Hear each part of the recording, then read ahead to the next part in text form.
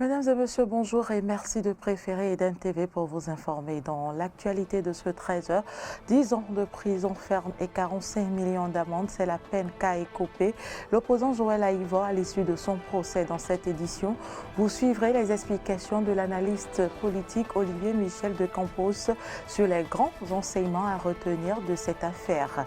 Différentes sortes de jouets sont déversés sur le marché en cette période de fin d'année. Quel genre de jouets offrir à l'enfant selon son sexe, son âge et pourquoi? Les raisons, c'est dans un instant. Et puis en Gambie, des manifestants contestent la victoire de Adama Barrow après la proclamation des résultats de l'élection présidentielle dimanche dernier.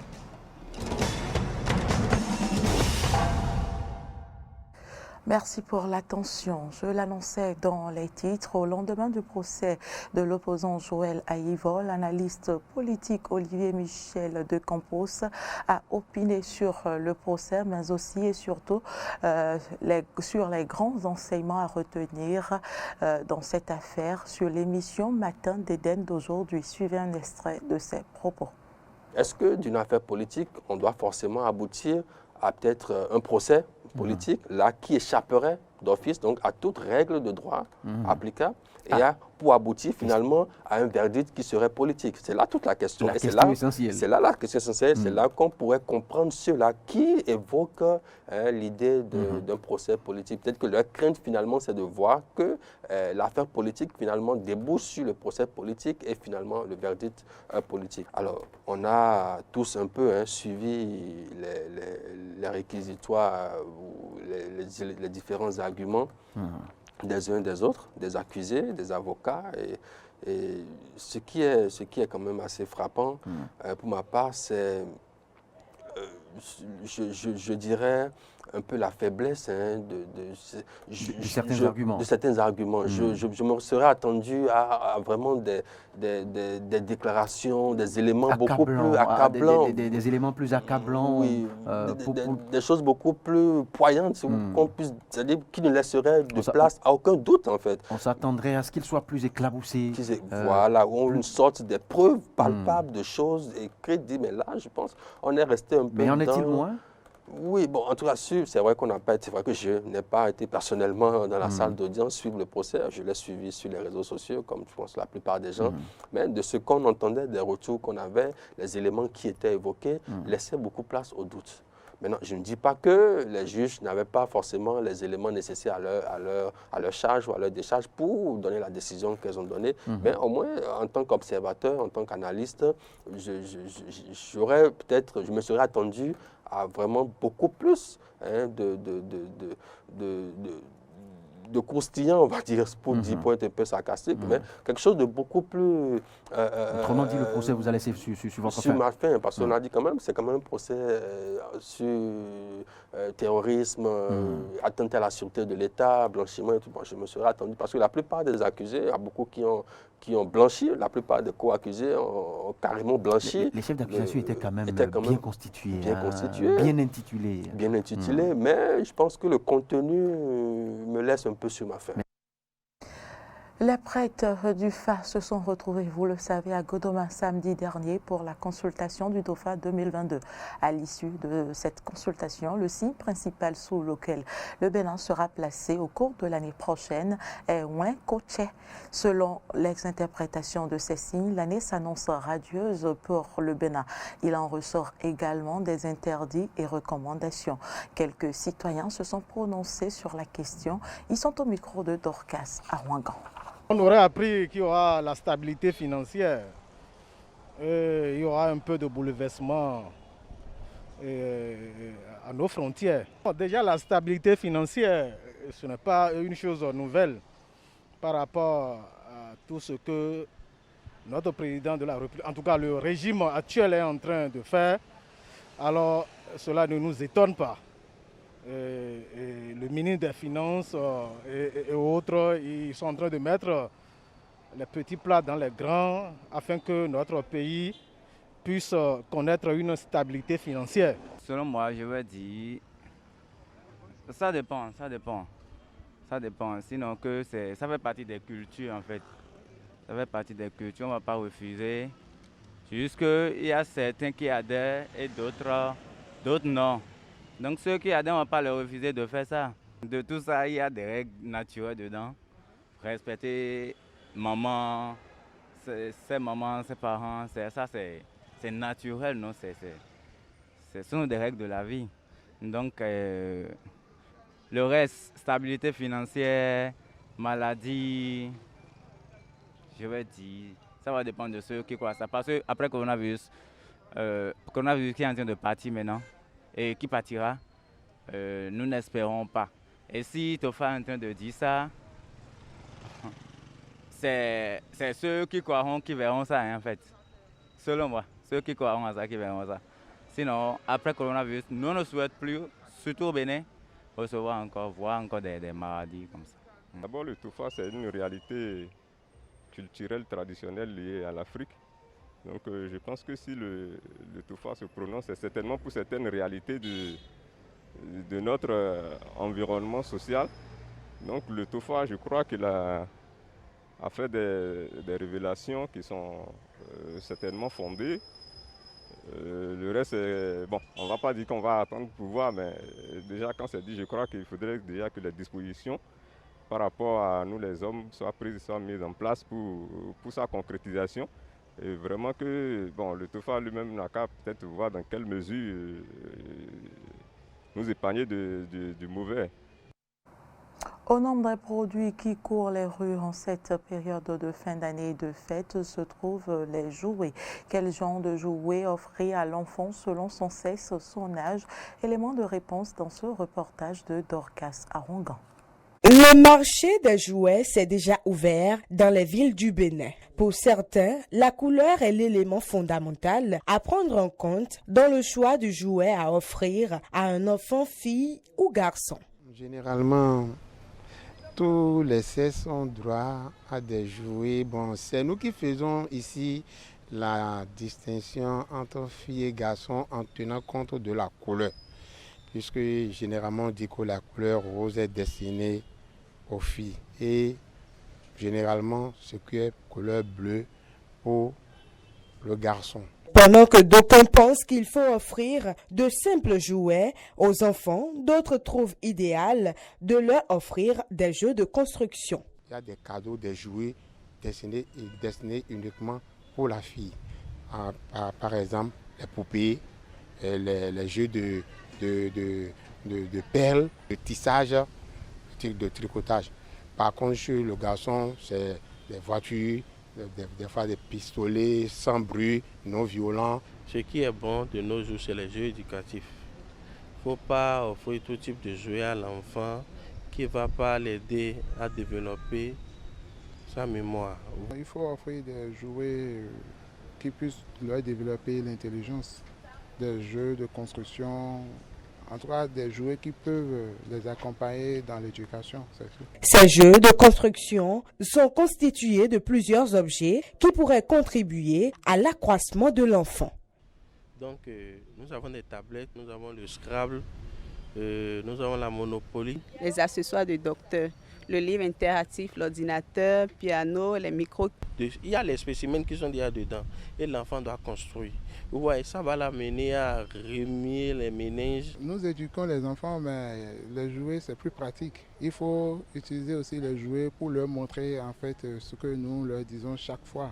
Tu vois un peu. Donc il faut des jouets qui puissent d'abord les aider à l'école et puis les aider à la maison pour que les parents puissent moins parler aussi. Malgré cette diversité de jouets, les clients se font encore désirer dans les marchés de jouets. Et puis cette période de fin d'année rime également avec morosité financière dans le pays. Que pensent certains acteurs de questions de jeunesse à ce propos et comment passer cette période de fête de fin d'année sans anicroche? Réponse avec deux spécialistes des questions de jeunesse et d'éducation. Ils sont au micro de Stanislas Atadéon. Ce que nous vivons aujourd'hui, pour moi, ce n'est rien de nouveau. Parce que chaque jour que Dieu fait est un jour de fête. Donc nous n'allons pas forcément attendre le mois de décembre pour commencer par courir à gauche et à droite à la recherche du gain, à la recherche de quoi vivre, à la recherche de quoi faire cadeau aux parents, à la belle famille, à toute une équipe. Tout se prépare dès le 1er janvier de chaque année. Donc je vois que quand on parle de morosité économique et que les gens se plaignent de la cherté de la vie et que comment faire pour donner cadeau aux enfants, tout se prépare. Donc il va falloir que nous nous réorganisons davantage. Quand tu rentres dans l'année, quand tu sais qu'en décembre, c'est la fin d'année, il faut fêter en famille, faire des cadeaux, faire des remerciements aux gens que tu aimes bien et partager le peu que tu as, il va falloir s'organiser dès le départ. Et par rapport à la morosité économique, j'ai envie de dire à mes pères de savoir que l'essentiel ce jour est de se retrouver sur ses deux pieds. Ensuite, remercier le grand Dieu, grâce à qui ce truc s'est passé, grâce à qui vous avez fait 356 jours. Le rien ne vaut la vie et la vie ne vaut rien. Comme on le dit, pour rien au monde ne vous permettez certaines choses. C'est lorsque vous avez les moyens de bien fêter et de faire les choses de taille, vous allez le faire. Mais aujourd'hui, faites les choses de vos moyens. J'aimerais finir par nous dire qu'aucune influence extérieure ne vient nous amener à faire ce qu'on ne devait pas faire. Autre actualité, le directeur du cabinet du ministère de l'Agriculture, de l'Élevage et de la Pêche a lancé hier la 2e édition de la foire des produits agricoles bio. Elle vise à prendre en compte toutes les chaînes de valeur et promouvoir une agriculture durable. La cérémonie de lancement a connu la présence de plusieurs personnalités. Clémence Tonoucoin pour le compte rendu.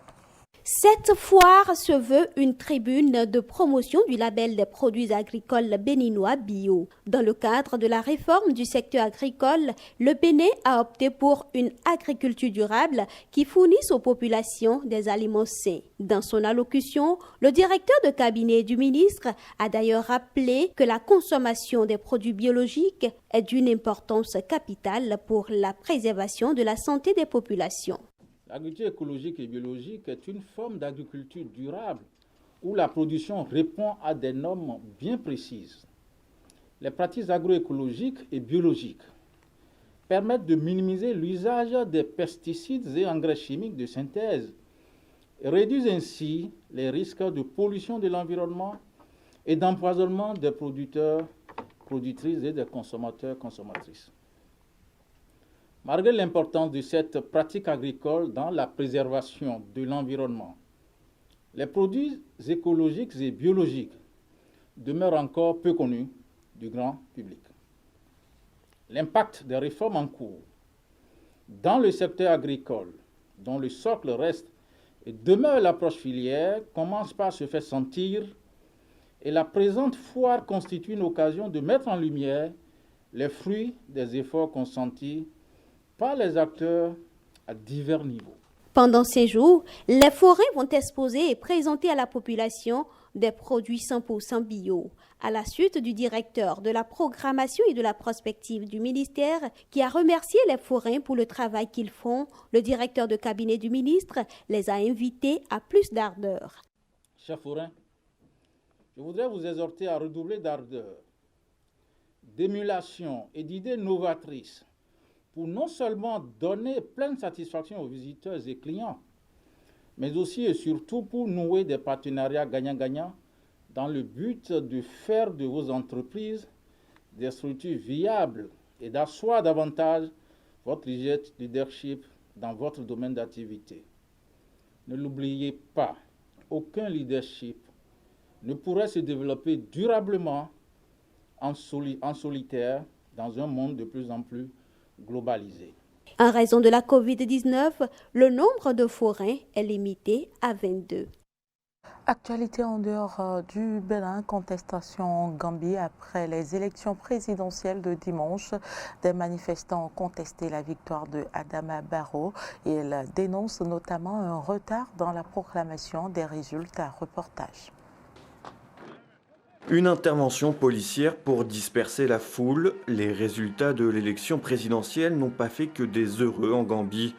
Quelques heures après la proclamation de la victoire d'Adama Barrow, des manifestants se sont rassemblés ce lundi soir devant la maison du chef de l'opposition, Ousseynou Darbo, à Serekunda, pour contester l'issue du scrutin. Ils étaient des centaines à rejeter la réélection du président sortant. En réponse, la police a tiré des gaz lacrymogènes. La police a fait tout le chemin depuis Pipeline jusqu'ici pour lancer des gaz lacrymogènes. Et vous pouvez voir combien de personnes tombent ici. Les gaz lacrymogènes entrent même dans la salle du chef du parti. Ce n'est pas juste. Nous sommes seulement ici pour écouter nos chefs. Plusieurs personnes, dont des enfants, ont été pris en charge dans des ambulances après avoir inhalé des gaz. Certains ont été conduits vers des unités de santé. Une vive contestation malgré l'appel au calme lancé par le principal adversaire d'Adama Barrow. Cela me dérange beaucoup. Si par votre conduite, vous troublez la paix. Et cela peut conduire à... Vous savez à quoi ça peut mener? Les touristes, ils vont avoir peur, ils vont rentrer chez eux. Et cela conduira au licenciement de plusieurs jeunes qui sont employés dans le secteur touristique. Et vous savez tout comme moi que le chômage des jeunes dans ce pays est l'un de nos plus grands problèmes. Nous ne voulons pas aggraver ce problème. Ousseynou Darbo qui conteste lui aussi les résultats. Avec les autres dirigeants de l'opposition, il dénonce un retard excessif dans l'annonce des chiffres et n'exclut pas d'engager des poursuites judiciaires si nécessaire. Le candidat battu a obtenu 27,7% des voix, loin derrière le président sortant, réélu avec 53% des suffrages, lors d'un scrutin marqué par un taux record de participation, près de 87%. La première élection présidentielle depuis le départ en 2016 de l'ancien dictateur Yahya Jammeh. 5 ans plus tard, la stabilité du pays, sorti de son isolement politique, reste encore fragile. Cette contestation électorale risque de venir l'ébranler. Au Soudan, nouvelle manifestation avec des milliers de personnes hier dans les rues contre l'accord signé entre le chef des armées et le Premier ministre issu de la société civile. Objectif, réclamer le départ des militaires au pouvoir après le putsch du 25 octobre dernier contre le gouvernement de transition. Des milliers de Soudanais se dirigent vers le palais présidentiel de Khartoum. L'objectif de ce rassemblement, manifester contre le putsch militaire d'octobre dernier, mais également protester contre la réintégration au sein du gouvernement du Premier ministre Abdallah Hamdok. Nous continuerons à utiliser tous les moyens pacifiques pour rejeter et résister jusqu'à la chute du gouvernement putschiste et revenir au cours de la transition démocratique. Pour moi, Hamdok a trahi la feuille de route et il a participé au coup d'État. Ce qui s'est passé est l'exemple type d'un coup d'État militaire, car il a été suivi par des arrestations, des tueries dans la rue, et en face, il n'y a que des jeunes dans les rues qui demandent la liberté, la démocratie et un État civil. Des revendications auxquelles le général Abdel Fattah al-Burhan ne reste pas sourd. Il promet une transition démocratique après les élections présidentielles de 2023. Je pense que nous parviendrons à un accord. Il est prévu que l'on développe une vision du futur rôle des forces armées. Mais je ne pense pas que je serai à ce poste à ce moment-là. Et les gens qui seront alors au pouvoir évalueront la situation et prendront des décisions. Pour ma part, je vois qu'il est nécessaire d'inscrire dans la Constitution des fonctions et des tâches spécifiques des forces armées auxquelles tout le monde adhérera. Depuis la prise de pouvoir des militaires le 25 octobre dernier, les manifestations contre le gouvernement se multiplient dans tout le pays. En un mois, les forces de sécurité soudanaises ont tué au moins 44 manifestants et en ont blessé des centaines, d'après le comité des médecins du Soudan. Le Moyen-Orient et les Émirats arabes unis viennent d'acheter des avions de chasse Rafale à la France. Une vente controversée ces derniers jours alors que les ventes d'armes atteignent des niveaux records. La précision avec nos confrères de RT France. Le Covid a mis à genoux toute la planète, des pans entiers de l'économie. Mais la petite entreprise de l'armement ne connaît pas la crise. Alors que le monde se confinait, hibernait, les marchands de canons négociaient leurs arsenaux flambant neufs. Les plus grands groupes d'armement ont enregistré des ventes records en 2020, selon une étude de l'Institut international de recherche sur la paix de Stockholm. En effet, les 100 plus grands fabricants d'armes ont totalisé 531 milliards de dollars, soit 470 milliards d'euros. Alors que l'économie mondiale chutait de 3,1%, le secteur de l'armement croissait de 1,3%. Il faut dire que ce marché a été soutenu durant la crise épidémique. Dans une grande partie du monde, les dépenses militaires ont augmenté et certains gouvernements ont même accéléré leur paiement à l'industrie de l'armement afin de limiter l'impact de la crise de la Covid-19. Qui figure dans les 10 premiers marchands d'armes dans le monde. 6 sont américains. Il n'y a qu'une entreprise européenne dans le top 10, un britannique, et 3 groupes chinois y figurent. Les compagnies chinoises du top 100 ont vendu pour 66,8 milliards de dollars d'armes en 2020. Elles représentent 13% des ventes d'armes totales du top 100. Outre la croissance de l'empire du milieu dans le secteur de l'armement, une autre tendance est à noter. Les grands groupes américains acquièrent de petites entreprises prometteuses dans les technologies spatiales, augurant du futur de la guerre. Le marché fut donc florissant pour tous en 2020 pour les groupes du top 100, à l'exception de la Russie, qui a enregistré une perte de 6,5%, et de la France, qui encaisse moins 7,7%. Par ailleurs, en 2020, la France a réalisé des commandes pour un montant de 4,9 milliards d'euros contre 8,3 milliards d'euros en 2019, soit une baisse de 41% selon le dernier rapport parlementaire sur les exportations d'armes.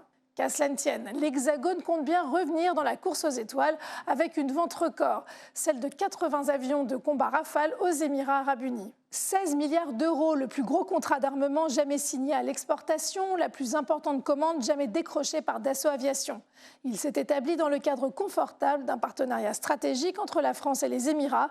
On écoute le porte-parole des armées, Hervé Grandjean. Notre présence aux Émirats, c'est aussi une vigie sur l'océan Indien. Et ce partenariat est un élément clé de notre stratégie Indo-Pacifique. Ce succès à l'exportation, nous le devons à la force de nos liens stratégiques avec les Émirats, à une équipe France soudée et bien sûr à un avion d'exception. Ces 80 Rafales seront livrés entre 2026 et 2031. Une vente qui a suscité les critiques de certains politiques comme Yannick Jadot, qui estime que la France nous fait honte quand elle arme des régimes autoritaires qui méprisent les droits humains. Amnesty International a aussi noté une nouvelle preuve que la France continue d'ignorer ses engagements internationaux au profit d'un partenariat stratégique avec un pays engagé au Yémen. Mais Gérard Larcher, le président du Sénat, préfère le pragmatisme. La question des droits humains existe, mais si la France veut être demain souveraine, elle doit continuer à s'équiper d'armes d'excellence et à les vendre. Dans le top 100 des priorités, il y a bien les droits humains, mais ils ne sont juste pas en tête du classement. Nota bene. Ce sera tout pour cette édition. Merci de nous avoir suivis. L'information se poursuit sur nos différentes plateformes digitales, Facebook, Twitter, YouTube et sur notre site internet www.benin-eden.tv.